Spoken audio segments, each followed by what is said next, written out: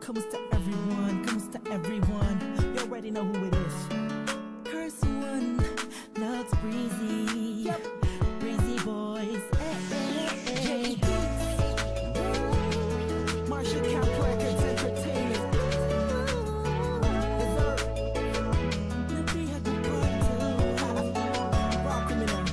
Ay! Ako'y nasa isang tabi session kasama ang mga Breezy boys. May konting conversation. Kamusta Don? Kamusta Blake? Kamusta Lux? Kamusta Steak? Masaya ako't magkakasama tayo ngayon. Pero paabot mo na ng stick ng Malboro na pula. Mali puti pala. Pero di na ako magpapaligoy-ligoy pa. Sabi ko sa'yo may sasabihin ako mamaya. Ako'y nahihiya. Huwag na lang kaya aaminin o ililihim. Kaso mukhang di mo talaga ako papatulugin. Ang kulit-kulit mo, sabi mo di ka rin makakatulog. Bakit ko sinabi ko sa'yo? Pero paano ko ba sisimulan? Ako'y talaga kinakabahan. Buti na lamang kahit na papanaway nakahanap ako ng paraan. Malamang ikay maguluhan. Pag sinabi ko sa'yo, mahal na kita, ako ay nabihan. Kahit anong gawin ko upang maalis lang sa isipan ko. Kung gano'n ka kabait sa akin, sa tingin ko'y may kakaibang namamagitan sa atin. Ikaw ang sigaw, pintig ng puso ko. Salamat at naamin sa'yo. Ako ay nabihan mo.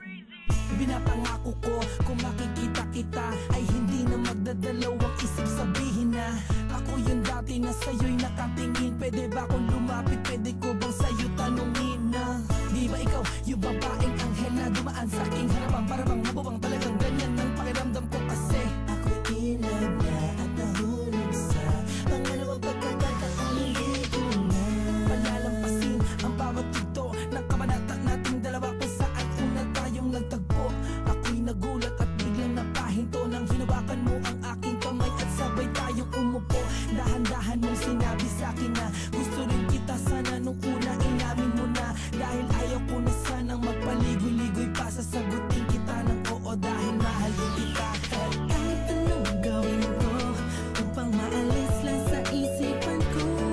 Kung gano'n ka kabait sa atin, sa tingin ko'y may kakaibang namamagitan sa atin. Ikaw ang sigaw, pintig ng puso ko.